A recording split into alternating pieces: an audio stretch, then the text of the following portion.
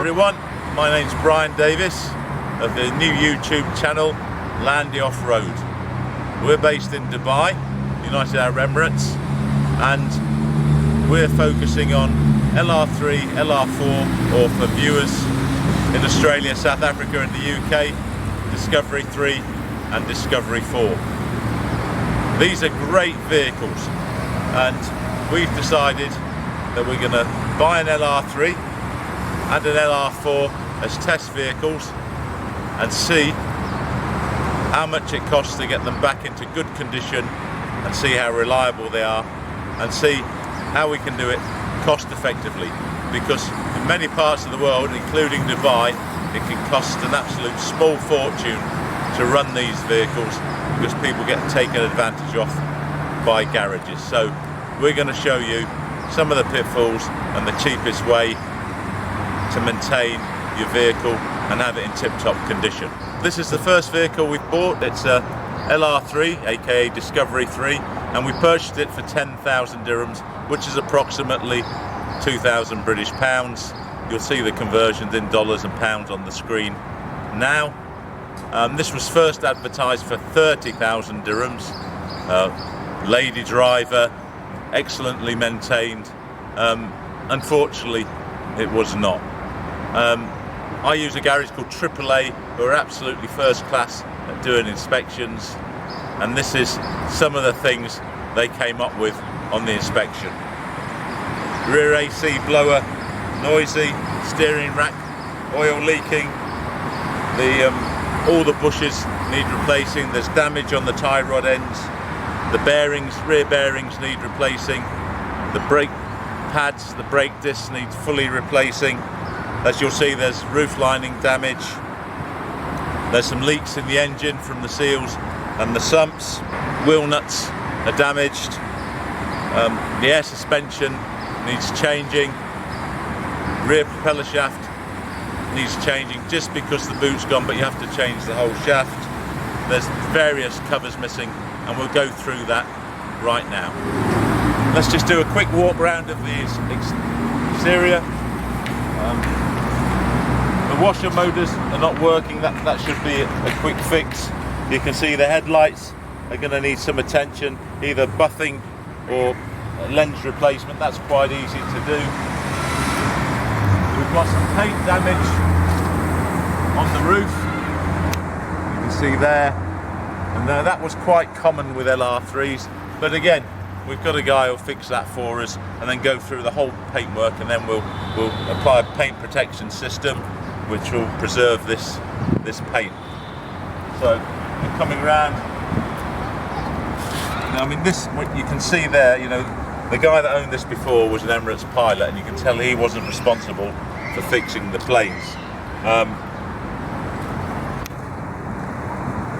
But generally, the bodywork's in pretty good condition. It's not very tired. You can see we've got some more paint damage there. That is going to cost us less than 500 dirhams or £100 to fix. You'll see the full conversion in dollars and pounds on the screen now. So that, I'm not worried about that. But it does look like it's not had an accident, which is very good. So yeah, body-wise, pretty good shape. The wheels, now the wheels, some bents and things, we can get those fixed quite easily. See there, again, the tyres will need changing. They're just fairly cheap come home tyres, and we did pick up that there was some uneven wear. Now I understand on the V6 you can fit 17-inch wheels, so that's the plan.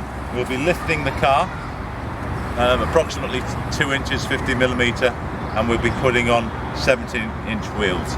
You'll see that in future videos when we decide what we're going to do on the LR3. We'll take a look inside now, starting with the back.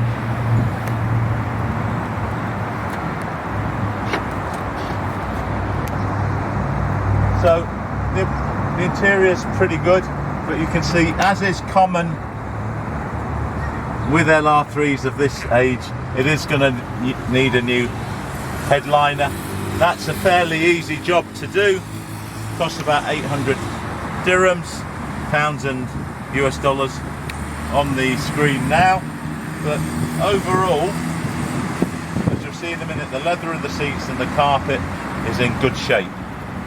So quite pleased with the condition of that.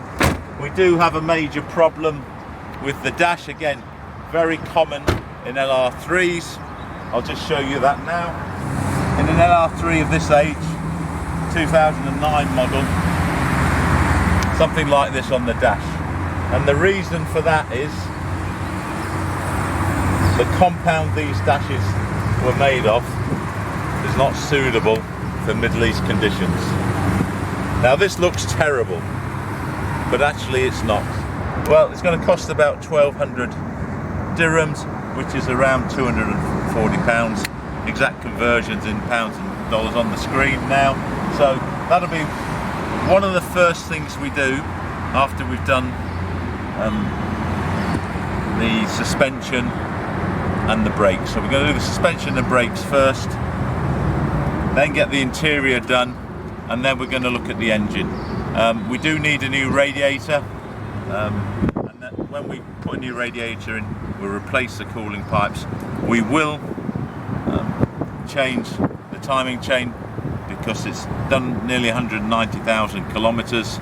We have no real service history, so we will change the timing chain just as a precaution, because you do not want a timing chain failure, because that means a complete new engine. We're planning on this engine lasting at least 300,000 kilometers, if not pushing it to 400,000 or 500,000, which is nearly 300,000 miles, which is possible. A lot of people in the States do that. So you can see the leather of the seats is in pretty good condition, both front and back. And if we look at the carpets, they're also in very good condition. It is going to need a good scrub, so I'm pretty confident that we will get this interior back to very good condition very cost effectively. We will apply some protection to the leather. As you can see, there's hardly any marks on it at all, which is a good thing, and it's probably the only thing which was true in the description when it was on Dubizzle when we bought it. But yeah, very happy with the interior overall. As I say, the headlining is very easy to replace and relatively cheap. When we do the headlining, we'll also switch out all the interior lighting for LED. So we'll just have a quick look in the engine bay. It's got all the covers on, except the cover here is missing. We've got brake master cylinder leaking. We'll get that repaired. But relatively clean. The drive belt's got to be changed, but we would do that anyway. So what we're going to do on here, we're going to change all the hoses, we're going to change the radiator, and we're going to change the timing chain, just so we know that we should not have any major issues for at least 100,000 kilometers. But I'm quite pleased with it. But mechanically, this car has not been loved. When you see the interior now, with the exception really of the dash and the headliner, which goes anyway, it's been looked at. The interior has been looked after pretty well, and I'm pretty confident we can get this back into a good condition to go off-road and go camping fairly quickly and fairly cost effectively. First of the Landy off-road test vehicles. It's in pretty poor shape mechanically, but mainly suspension and brakes. The engine we seem to have no issues at all with. The next video we'll get this up on the lift and we'll look at the suspension and the underneath of the car, and go through what we're going to start work on immediately.